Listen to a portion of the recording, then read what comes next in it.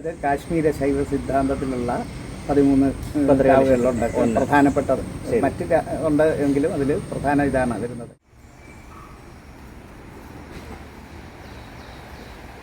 അതേ കാലത്ത് കൊടുങ്ങല്ലൂരിൽ നിന്ന് ഒരു ഭക്തന് ഇവിടെ വന്ന് കൂട്ടത്തിൽ ഭഗവതി എവിടെ നിന്ന് എപ്പോഴും ചെന്നിട്ട് അവിടെ ചെന്ന് പ്രാർത്ഥിക്കാൻ പറ്റാതെ വരുന്ന ആ സമയത്ത്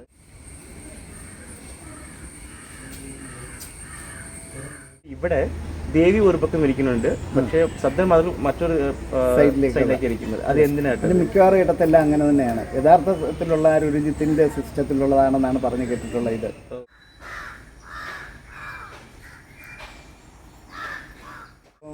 ശിവക്ഷേത്രത്തിൻ്റെ മാതൃശാലയാണ് ഇപ്പുറത്തുള്ളത്. മാതൃശാലയിൽ ചാമുണ്ട ഭദ്രകാളിയായിട്ട് ഉയർത്തി പ്രതിഷ്ഠിച്ചിട്ടുള്ളതാണെന്നുള്ളതാണ് നമ്മൾ അറിയുന്നത്. ശരി.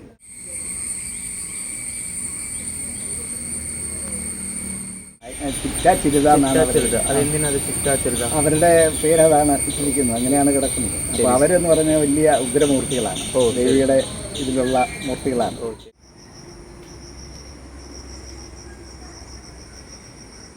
ദേവിയുടെ വിഗ്രഹത്തോടൊപ്പം അപ്പുറം ഉണ്ട്. പേരെന്താ? അത് സുന്ദരി സുമുഖി എന്നാണ് അറിയപ്പെട്ടിരിക്കുന്നത്. സുന്ദരി സുമുഖി എന്ന് പറയുന്നത്. അത് എന്ന് പറഞ്ഞു കഴിഞ്ഞാൽ ദേവിയുടെ ആ കോപം ശമിപ്പിക്കാനായിട്ടുള്ള 2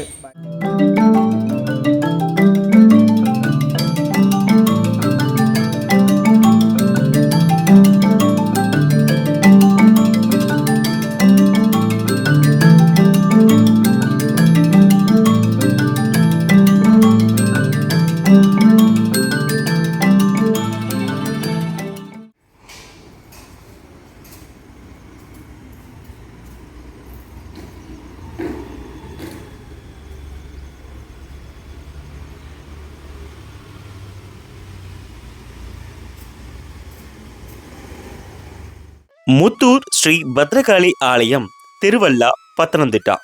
கேரளாவுடைய ஆலய தரிசன பயணத்துல நாம ஒவ்வொரு வாரங்களா பல ஆலயங்களை பத்தி தெரிஞ்சுக்கிட்டு அதனை தரிசனமும் பண்ணிக்கிட்டு வர்றோம். அதன் வரிசையில நம்மளுடைய பதிவுகள்ல கேரளாவுல 13 வகையான ருருஜித் விதானம் கொண்ட, அதாவது வடக்கு இந்தியாவில் கடைபிடிக்கப்படுற காஷ்மீர் முறையிலான சாக்தேயம் பூஜைகளை உள்ளடக்கக்கூடிய 13 கேரள பத்ரகாளி ஆலயங்களை நாம ஒவ்வொன்னா பார்த்துட்டு வர்றோம். அதுல இன்னைக்கு நாம 5வது ஆலயமா பார்க்க போறோம். அதுதான் இந்த முத்தூர் ஸ்ரீ பத்ரகாளி ஆலயம். கேரளாவில் 13 பத்ரகாளி ஆலயங்கள் காணப்பட்டாலும் ஒரு 4 ஆலயங்கள் மட்டும் தனி சிறப்புகளை கொண்ட வரிசையில அமைஞ்சிருக்குது. அந்த வரிசையில ஒரு ஆலயம் தான் இன்னைக்கு நாம பார்க்க இருக்கிற இந்த முத்தூர் ஸ்ரீ பத்ரகாளி ஆலயம். சொல்ல போனா எல்லா ஆலயங்களும் ருருஜித் விதான முறையில தான் பூஜைகளை செஞ்சு வழிபட்டு வர்றாங்க. ஆனா இந்த ஒரு சில 4 ஆலயங்களை மட்டும் பத்ரகாளி அன்னை ஒவ்வொரு நேரமா சென்று பக்தர்களுக்கு காட்சி கொடுத்துட்டு தன்னுடைய ஆதிக்க அருளை நிலைநிறுத்துறதாகவும் சொல்லப்படுது. ஆக்சுவலா ஒவ்வொரு நாளும் பொழுது விடியும் போது இந்த பத்ரகாளி அன்னை தன்னுடைய முதல் காட்சியை கொடுங்கலூர் ஆலயத்திலையும், 2வது காட்சியை மதிய தரிசனம், அதாவது கோழிக்கோடு பகுதியில் இருக்கிற வளையநாடு தேவி ஆலயத்திலையும், 3வதாக அந்தி நேரமான மாலை பொழுதுல இந்த முத்தூர் ஸ்ரீ பத்ரகாளி ஆலயத்திலையும், இரவு நேரத்துல இந்த ஆலயத்துக்கு பக்கத்தில் இருக்கக்கூடிய, அதாவது கடந்த 2 வாரங்கள் முன்னாடி பார்த்த பனையன்னார்காவு ஆலயத்திலையும் சென்று தன்னுடைய பூஜைகளை ஏற்று பக்தர்களுக்கு தரிசனம் கொடுக்கறாங்கன்னு காலங்காலமா சொல்லப்பட்டு வர்ற ஒரு வழக்கமாகவும் அது நம்பிக்கையாகவும் காணப்படுது. உடனே மற்ற ஆலயங்கள சிறப்பு இல்லையான்னு யாரும் நினைக்க வேண்டாம். ஏன்னா தேவி கண்டிப்பா ஒவ்வொரு ஆலயத்திலையும் ஏதாவது ஒரு சிறப்போடு தான் அமைஞ்சிருப்பாங்க. ஆனா நான் சொன்ன இந்த 4 ஆலயங்களும் தேவியுடைய அனுதின அருள் இப்ப வரைக்கும் இருப்பதாக கூறப்படுது. நான் எப்பவுமே சொல்றதுதான், எல்லா ஆலயங்களுக்கும் ஒரு தனி சிறப்பு கண்டிப்பா இருக்கும். அதுல இந்த முத்தூர் ஸ்ரீ பத்ரகாளி அன்னை ஆலயத்திலையும் தேவி பத்ரகாளிக்குன்னே ஒரு தனி சிறப்பு எங்கேயும் இல்லாம இங்க காணப்படுது. சரி, இந்த ஆலயத்துல ஃபர்ஸ்ட் ஸ்டார்டிங்ல இருந்து எப்படி போறதுன்னு பார்க்கலாமா? கேரள மாநிலம் பத்தனந்திட்டா மாவட்டத்துல திருவல்லா அப்படின்னு சொல்லக்கூடிய பகுதி நம்ம எல்லாருக்கும் தெரியும். அந்த திருவல்லா பகுதியில இருந்து வடக்கு பக்கமா செல்லக்கூடிய சாலை, அதாவது கோட்டயம் சாலையை நோக்கி பயணிச்சு வந்தா ஒரு 1.5 கிலோமீட்டர் தூரத்துல முத்தூர் சந்திப்புன் அப்படின்னு சொல்லக்கூடிய ஒரு ஜங்ஷன் வரும். அங்கிருந்து கிழக்கு பக்கமா போகக்கூடிய, அதாவது முத்தூர் ஸ்ரீ பத்ரகாளி ஆலயம் ஆர்ச்சுக்கு ஆப்போசிட் ரோட்ல ஒரு 200 முதல் 300 மீட்டர் தூரம் நடந்து போனா வலது பக்கத்துல மரங்கள் சூழ்ந்த காடுகளுக்கு மத்தியில ஒரு பழமையான ஆலயம் நம்ம கண்களுக்கு புலப்படும். அதுதான் தற்போது நீங்க பார்க்குற இந்த பழமையான அமைப்பு கொண்ட முத்தூர் ஸ்ரீ பத்ரகாளி ஆலயம். ஆக்சுவலா மார்னிங் நான் இந்த ஆலயத்துக்குள்ள போனதும் ஒரு அமானுஷ்யம் நிறைந்த பகுதி போல சத்தமில்லாத இடத்துல ஒரு அமைதியான கோவில் கட்டடம் இருக்கிறதா தான் எனக்கு தெரிஞ்சது. ஏன்னா கோவிலை சுத்தியும் அடர்ந்த உயரமான ஆலமரங்களும் கோவில் கட்டடத்துல காணப்படுற அங்கங்க இருக்கிற சிகப்பு நிற வர்ண துணிகளும் வித்தியாசமா கத்துற பூச்சி இனங்களும் புகை மண்டலம் இதெல்லாம் பார்த்துதான் இந்த இடம் ஒரு அமானுஷ்யமாக எனக்கு காணப்பட்டுச்சு. அதே நேரம் இந்த ஆலயம் ஒரு பயம் கலந்த பக்தி இருக்கிறது எனக்கு நல்லாவே தெரிஞ்சுது. அப்படி அமைஞ்ச ஆலயம்தான் இந்த முத்தூர் ஸ்ரீ பத்ரகாளி அன்னை ஆலயம். 1000 வருஷங்களை கடந்து இந்த ஆலயம் முந்தைய காலத்திலிருந்து இன்னும் அடர்ந்த வனத்துக்குள்ளதான் காணப்பட்டு வருது. ஆனா இப்ப கொஞ்சம் மாறி இருக்கு. திருவள்ளா சிட்டிக்கு பக்கத்துல இருந்தாலும் இந்த ஆலயத்தை சுத்தி கொஞ்சம் அதிகமான மரங்கள் இருப்பதால சிட்டிக்குள்ள இருக்கிற கோவில் மாதிரி அவ்வளவா தெரியல. பட் இந்த இடத்துக்குன்னு ஒரு சைலண்ட் கண்டிப்பா இருக்கு இன்னைக்கு வரைக்கும். முந்தைய காலகட்டங்கள்ல கடைபிடிக்கப்பட்ட ஒரு சடங்கான பலி கொடுக்கும் வழிபாடு சூழல்ல இருந்து கொஞ்சம் கடந்து இன்னைக்கு சாக்தேயம் ரீதியில பூஜை வழிபாட்டுல அமைஞ்ச ஒரு ஆலயம் தான் இந்த முத்தூர் ஸ்ரீ பத்ரகாளி அன்னை ஆலயம். இங்க இருக்கக்கூடிய தாய் பத்ரகாளி நின்ற கோலத்துல கோபமா ருருஜித் விதான அடிப்படையான ரூபத்துல 8 கைகளுடன் கூடிய அமைப்புல ருரு என்ற அசுரனை வதம் செய்யும் விதத்துல தான் மூலவர் பிரதிஷ்டையே காணப்படுது. அதுவும் தனி சன்னதி கொண்டு காணப்படுது. காரணம், எங்கேயும் உக்கிரமான இந்த ருருஜித் விதான காளிய நாம அவ்வளோ சீக்கிரமா பார்க்க முடியாது. பட் இங்க யதார்த்த ரூபத்துல தான் அமைஞ்சிருக்குது. இந்த ஆலயத்துல இருக்கிற ஒரு தனி சிறப்பே இங்க இருக்கக்கூடிய பத்ரகாளி அன்னை தனக்கென ஒரு தனி சன்னதி கருவறையில தான் அமைஞ்சிருக்கிறாங்க. அதுவும் கிழக்கு நோக்கிய தரிசன காட்சியா தான் அமைஞ்சிருக்கிறாங்க. இதே ருருஜித் விதானம் கொண்ட பத்ரகாளி அன்னைய நாம பனையனார்காவு கோவில்ல கிழக்கு முகமா பார்க்க முடியாது. காரணம், அது உக்ர கோபம் அப்படின்ட்டு சொல்லக்கூடிய விதம். அதனால வடக்குல இருக்கிற தேவி சிலையை தான் நாம பார்த்து தரிசிச்சோம். பட் இங்க கோபத்துல ருரு என்ற அசுரனை வதம் செஞ்ச கோலத்துல இருக்கிற தேவிய நாம கிழக்கு பக்கமா பார்க்க முடியும். ஆனா இதுல ஒரு சின்ன சேஞ்ச். அது என்னன்னா, சாதாரணமா பத்ரகாளி ஆலயத்துல காளியோட சக்தியை கட்டுப்படுத்த இருக்கக்கூடிய சப்தமாதர்கள் எல்லாமே இங்க வடக்கு பாகத்துல மற்றொரு சன்னதி பகுதியில தான் அமைஞ்சிருக்காங்க. இந்த ஒரு விஷயம்தான் மற்ற ஆலயத்துக்கும் இந்த ஆலயத்துக்கும் உள்ள ஒரு சிறப்பு வித்தியாசம். இதற்கான காரணத்தை பின்வரக்கூடிய இந்த ஆலயத்துடைய பதிவுல இந்த ஆலயத்தோட நிர்வாகி நமக்கு தெளிவா சொல்லியிருக்காங்க. எனக்கு தெரிஞ்சு சப்தமாதர்கள் தனியாகவும் பத்ரகாளி தேவி தனியாகவும் நான் இது வரைக்கும் பார்த்ததே இல்லை. 2 சன்னதிகளும் ஒரே கருவறை கோவில்ல தான் காணப்படுது. பட் பத்ரகாளி கிழக்கு முக காட்சியும் சப்தமாதர்கள் வடக்கு முக காட்சியும் கொண்டு தனித்தனி அறைகள்ல இருக்காங்க. அப்புறம் இன்னொன்று, இந்த ஆலயத்துடைய கருவறை அமைப்பு பார்த்தா 2 அடுக்கு கட்டிட அமைப்புல தான் காணப்படும். அதுல மேல் பாகமான, அதாவது பத்ரகாளி மற்றும் சப்தமாதர்கள் சன்னதிக்கு மேல் பகுதியில வசூரி மாலா அப்படின்னு சொல்லக்கூடிய ஒரு பெண் தெய்வத்தை வச்சு வழிபடுறாங்க. அதாவது நம்ம ஊர்ல சின்னம்மை பெரியம்மைன்னு சொல்லுவாங்க. அதுக்கான தெய்வம்னு சொன்னா சமயபுரம் மாரியம்மன் பெயரை சொல்லி வழிபட்டு அந்த பிரச்சனைகளையும் சரி பண்ணிக்குவாங்க. அது மாதிரியான பிரச்சனைகளுக்கு தீர்வா கேரளாவில் சில பத்ரகாளி மற்றும் சிவன் ஆலயங்கள்ல அந்த வசூரி மாலான்னு சொல்ற ஒரு பெண் தெய்வத்தை வச்சு வழிபடுவாங்க. அதுல இந்த ஆலயமும் ஒண்ணு. ஆனா அந்த மேல் பகுதி அறையில எந்த ஒரு விக்கிரமும் கிடையாது. வருஷத்துல ஒரு நாள், அதாவது இந்த பத்ரகாளி தாய்க்கு விசேஷ நாளான்னு சொல்லக்கூடிய தாளப்பொலி அப்படின்னு சொல்லக்கூடிய நாள்ல மட்டும் மேற்கு பகுதியில் இருக்கிற நடைவாசலை திறந்து அங்க விளக்கு வச்சு வழிபடுவாங்களாமா. இதுக்குன்னு தனி வழிபாட்டு தரிசனம் செய்யறதுக்கு மற்ற யாருக்கும் அனுமதி இல்லையாமா, கோவில் பூஜாரியை தவிர. பொதுவாகவே இந்த வசூரி மாலா தெய்வத்தை வடக்கு கேரள பகுதியில் அதிகமாக கும்பிடுவாங்க. ஆனா இங்க சவுத்துல ஒரு சில கோவில்ல மட்டும்தான் பார்க்க முடியும். இந்த ஆலயம் பார்க்க குட்டியா இருந்தாலும் பண்டைய காலத்துல ரொம்ப அடர்ந்த வனம் சூழ்ந்த பெரிய ஆலயமா தான் இருந்து வந்திருக்கு. சொல்ல போனா ஆலயத்துல முதல் மூலவர்னா இங்க சிவன் தான் அமைஞ்சிருக்காரு. அதுக்கு பின்னாடி வந்ததுதான் இந்த பத்ரகாளி அன்னை.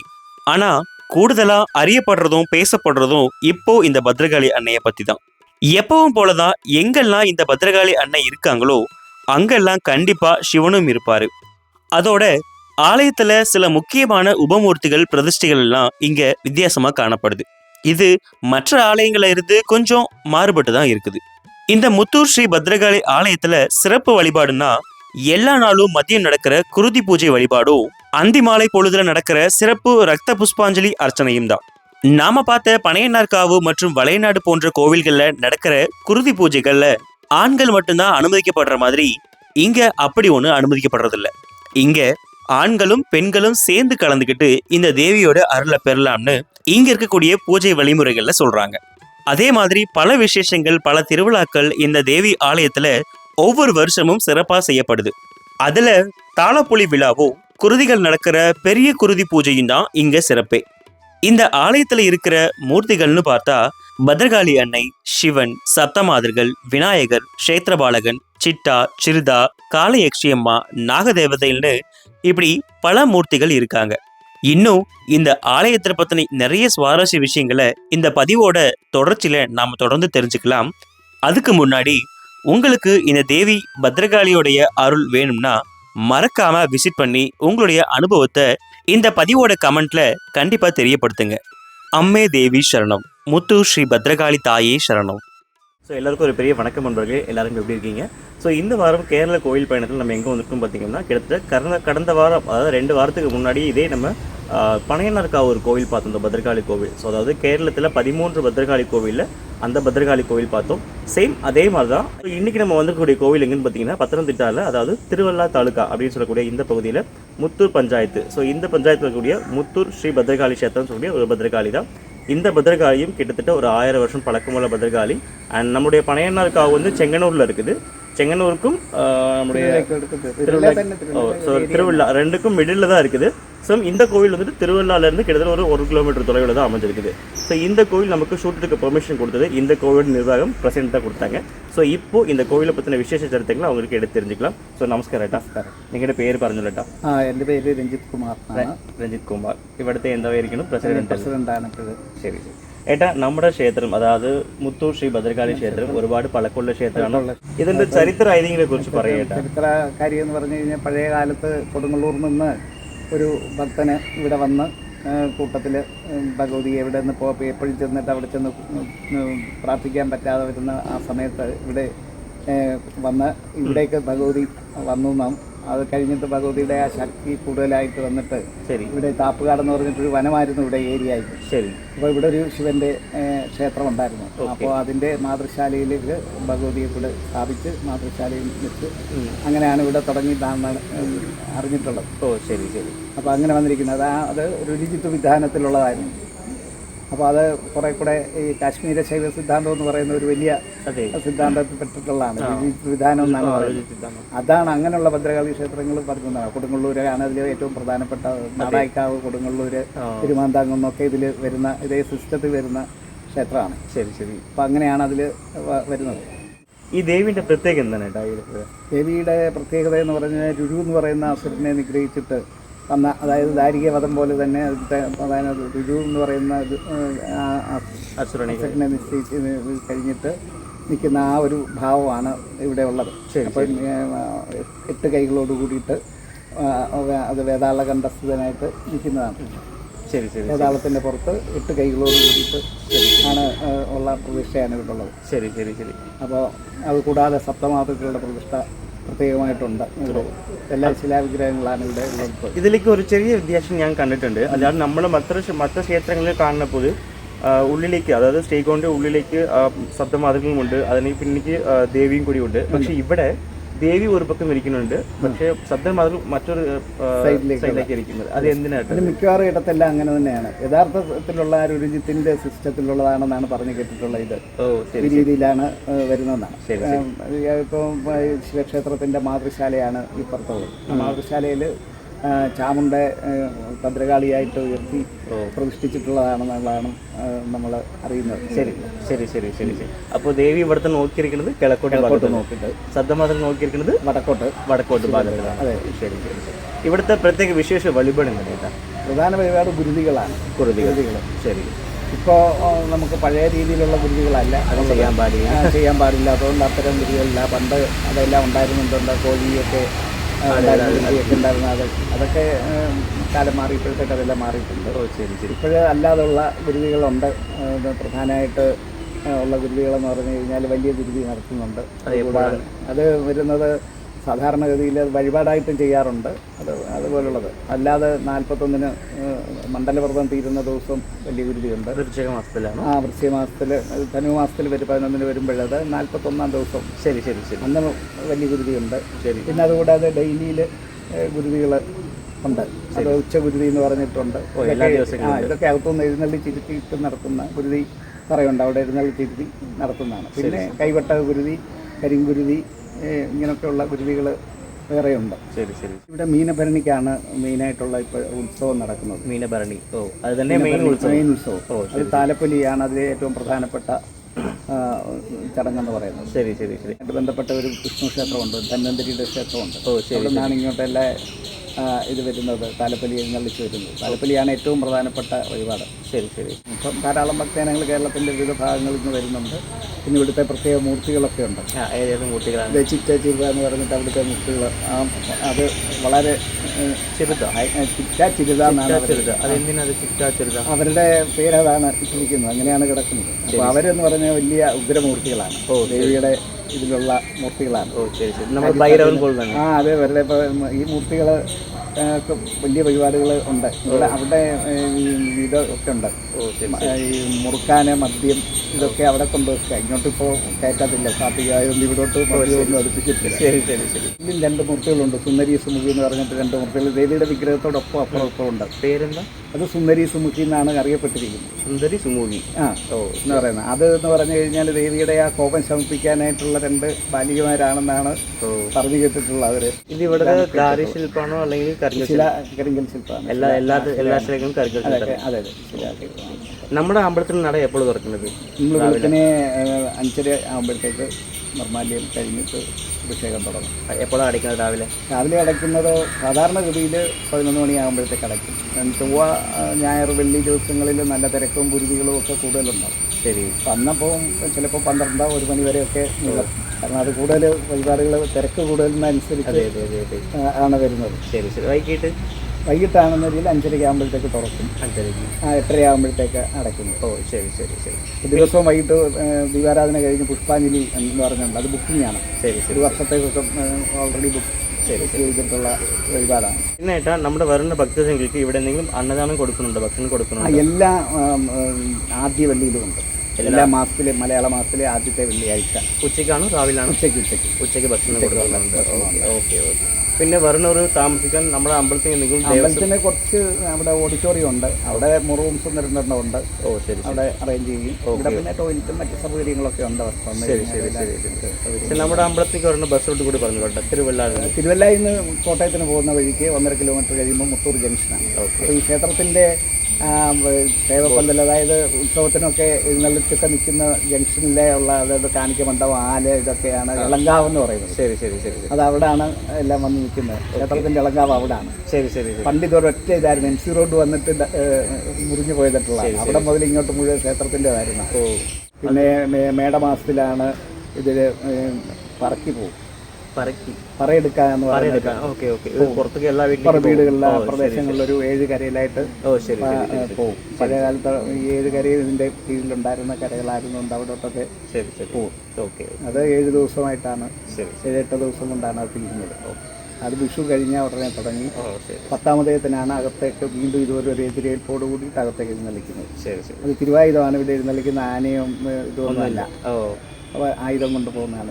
വട്ടകോളാണ് എഴുന്നള്ളിക്കുന്നത്. എന്നിട്ട് തന്നെ ഇപ്പോൾ ഈ ശാക്തേക്കാവുകളുടെ ഒരു ഗ്രൂപ്പുകളുണ്ട്. അതിങ്ങനെ ദർശനത്തിന് വരാറുണ്ട് പതിവായിട്ട്. ஸோ கிட்டத்தட்ட நிறைய விஷயங்கள் இந்த முத்தூர் பத்ரகாளியை பற்றி அண்ணா நிறையா சொல்லியிருக்கிறாங்க. ஆக்சுவலாக இந்த கோவில் வந்துட்டு 13 பத்ரகாளி கோவிலில் ஒரு கோவில். ஸோ நிறைய பேர் இந்த கோவில் கேரளாவில் 13 பத்ரகாளி கோவில்ன்றது எல்லாருமே அண்ணா சொன்ன மாதிரி இதுக்குன்னே தனியாக ஒரு செப்பரேட்டாக ரூட் எடுத்து எல்லாருமே வந்து பார்க்குறாங்களாம்மா. மறக்காமல் நீங்களும் வந்து கண்டிப்பாக அந்த கோவில் வந்து பார்த்துருங்க. அண்ட் இவ்வளோ விஷயங்கள் நமக்காக ஷேர் பண்ணிக்கிட்டு அண்ணனுக்கு ஒரு பிரசிடென்ட்க்கு ஒரு பெரிய நன்றி சொல்லிக்கலாம். So thank you so much data. So இந்த வீடியோ கண்டிப்பாக உங்களுக்கு பிடிச்சிருக்குன்னு நினைக்கிறேன். ஸோ மறக்காமல், அதாவது பனையனார்காவு வந்தீங்கன்னா மறக்காமல் முத்தூர் பகவதிக்கும், அதாவது முத்தூர் பத்ரகாளிக்கும் வந்து மறக்காமல் விசிட் பண்ணி பாருங்கள். அண்ட் இந்த வீடியோ தொடர்ந்து உங்களுக்கு பிடிச்சிருக்குன்னு நினைக்கிறேன். ஸோ தொடர்ந்து அடுத்த வாரம் ஒரு நல்ல பதிவோடு உங்களை சந்திக்கிறேன். Thank you so much.